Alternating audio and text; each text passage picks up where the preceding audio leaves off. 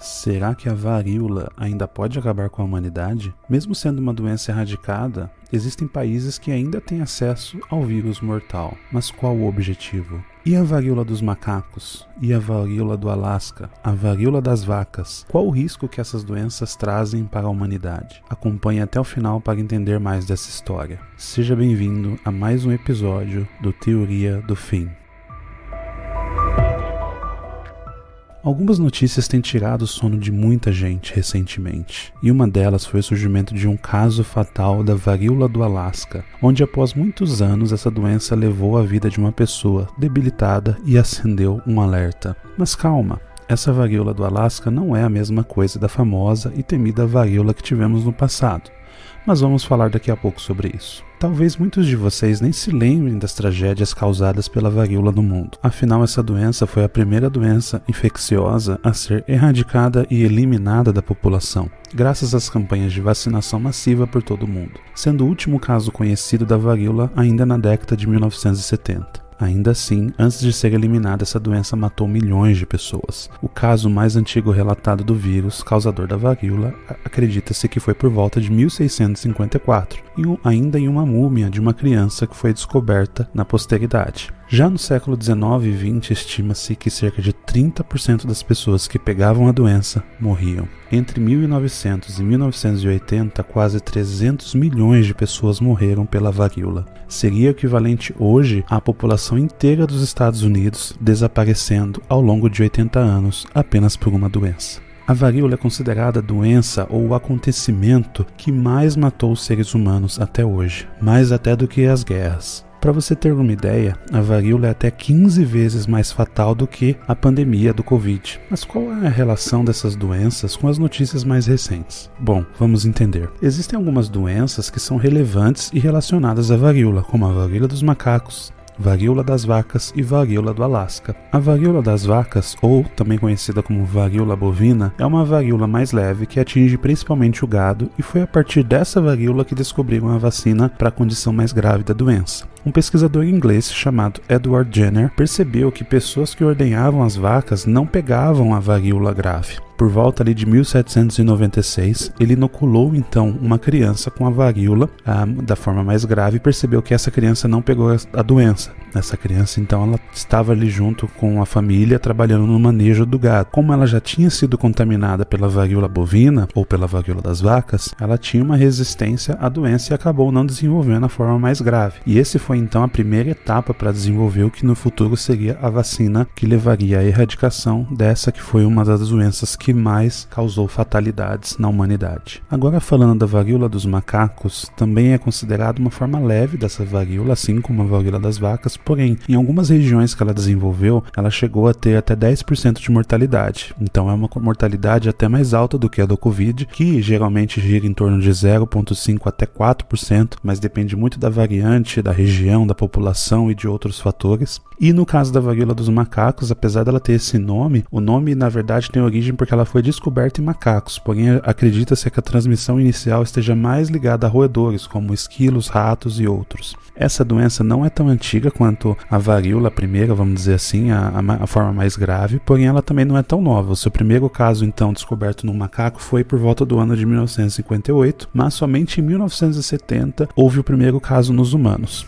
O que causou a preocupação mais recente foi que por volta ali de 2021 e 2022 houve um aumento das contaminações, e antes os casos estavam limitados ali a regiões, principalmente da África, regiões infelizmente com uma maior pobreza, uma maior dificuldade de acesso à saúde pública e questão sanitária também, e a partir dessa data começou a ter também em países que já não tinham, nunca tiveram casos dessa doença, então o que levou a criar uma preocupação que a transmissão, então, ela não estava provavelmente apenas restrita a animais, mas também uma transmissão comum entre os humanos, né? Não há um tratamento específico para a varíola dos macacos, da mesma forma que a varíola mais grave, apesar de existirem discussões sobre a utilização de antivirais. Geralmente você trata os sintomas da doença e não a doença em si, porém ela também pode ser prevenida com a utilização da vacina. Então você pode aplicar a mesma vacina da varíola comum para prevenir a questão da varíola dos macacos. E por último, último, a gente tem o que a gente está conhecendo agora como a varíola do Alasca. É uma doença relativamente nova, o seu primeiro caso foi em 2015.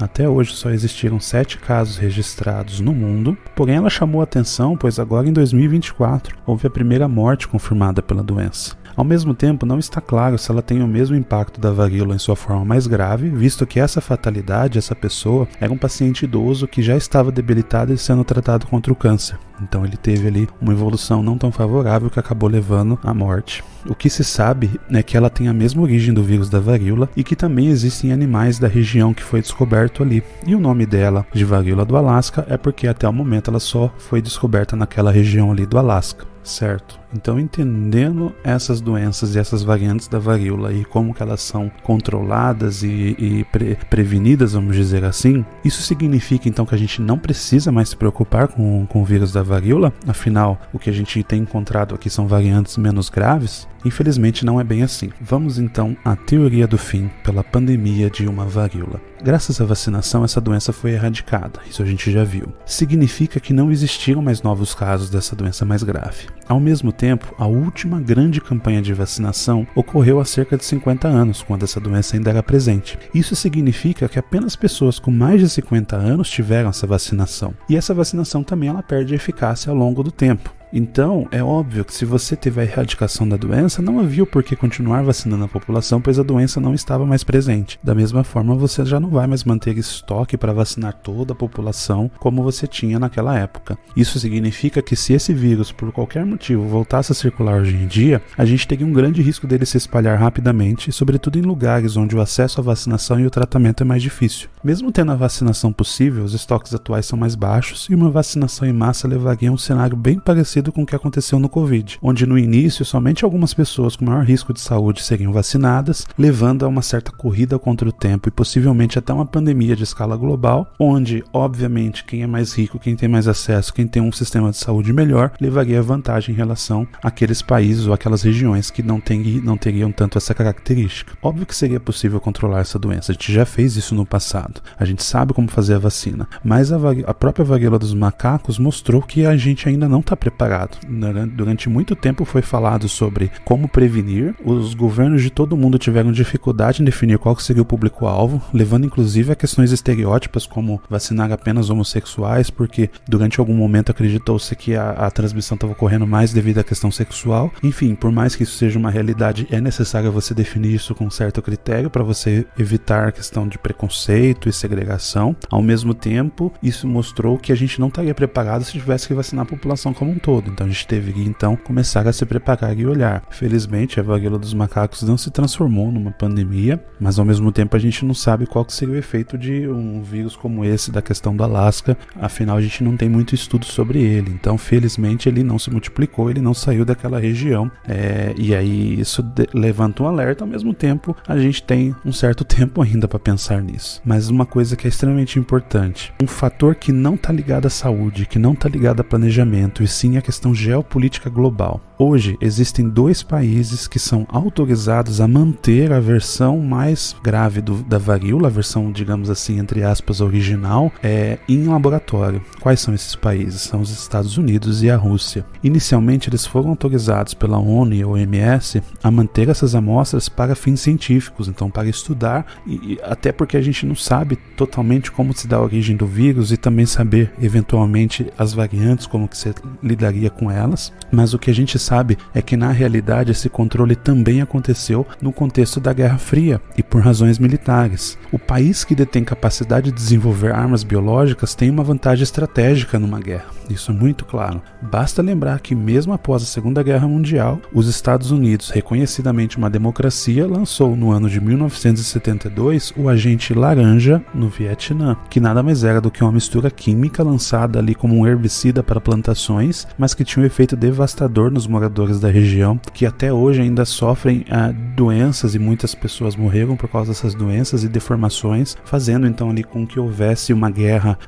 biológica, enfim, guerra química, que a gente talvez possa chamar assim, para tentar enfraquecer ali o Vietnã. Imagina agora o contexto que a gente está passando hoje, onde a Rússia está em constante conflito com a OTAN e com os próprios Estados Unidos. Não seria impossível imaginar que ambos os lados pudessem utilizar esse vírus como uma arma de batalha, olha, devastadora para toda a humanidade. Afinal, um vírus como esse em qualquer país levaria então o país a uma crise de saúde pública similar ao que aconteceu ao Covid, talvez mais grave com relação às mortes. Então o país teria que se desdobrar e ele ficaria obviamente enfraquecido. E isso pode gerar um risco para toda a humanidade. Olhando também esse risco, um outro que está cercando esse é a questão do terrorismo. Afinal, se qualquer organização dessas organizações terroristas mais radicais tem acesso a esse vírus, ela poderia utilizar desde uma barganha para poder, por exemplo, libertar, enfim, outros terroristas ou conseguir dinheiro e poder, ou apenas como uma vingança. A gente sabe que existem muitos ataques ali que eles são apenas para devastar áreas ali que aquele grupo não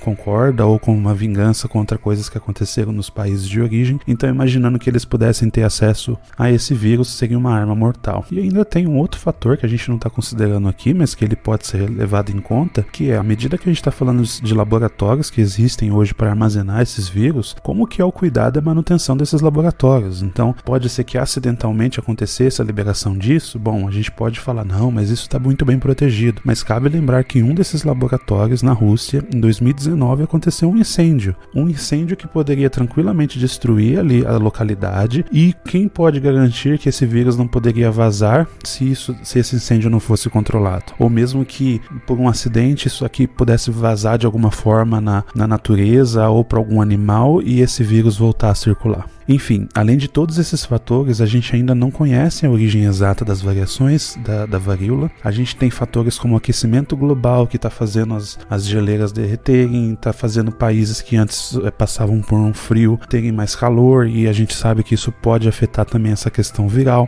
A própria escassez de recursos, crises econômicas, fatores sociais, enfim, uma série de coisas que poderiam contribuir para que essas versões se espalhassem e eventualmente criassem resistência. A gente teve uma aula sobre isso com o Covid, com as diversas variantes, como que um vírus solto pode se transformar e se tornar mais resistente mesmo com vacinas. Enfim, o que não faltam são situações que podem acontecer. O que resta a gente é tentar se proteger. Como fazer isso? É difícil dizer, mas assim como outros vírus, o contágio desse ele pode se dar com pessoas infectadas e principalmente as pessoas que já possuem feridas que podem ser transmitidas pelo contato direto, também com a alimentação de animais que estão contaminados e também pelo ar. Então as medidas gerais para qualquer outro vírus que a gente está acostumado também serviriam para esse. É possível dizer até que uma sutil diferença que não está clara ainda como que ela acontece ou não, que é a questão da transmissão pelo ar, pelas gotículas, né, que no caso dos vírus respiratórios são extremamente críticas, então essa transmissão. Ao mesmo tempo a gente sabe que no caso da varíola dos macacos, a transmissão ela se dava principalmente do contato direto de um humano com outro que tivesse as feridas. Então talvez esse seja um fator aí que possa diferenciar essa específica variação, que a gente não sabe, por exemplo, se isso ocorre ou não no caso da varíola do Alasca. Então tem muita coisa que a gente não sabe, então a gente tem que tentar prevenir. Ao final, o que resta pra gente é manter alerta com eventuais sintomas, que são aqueles mais gerais possíveis, né? Que é o febre, dor de cabeça, dores musculares, enfim, indisposição, até os sintomas bem específicos da varíola, que são eventuais manchas, lesões, erupções cutâneas, né? Ou seja, na pele, que elas aparecem ali, que podem ser vermelhas, podem ser pretas, enfim, depende muito da variação do vírus, e que com o tempo ela acaba se desenvolvendo ali, e pode até estourar, né? Mas um dos sinais mais críticos é tendo essas manchas acompanhadas de febre e dores, procure o médico, não espere para poder buscar algum tipo de orientação.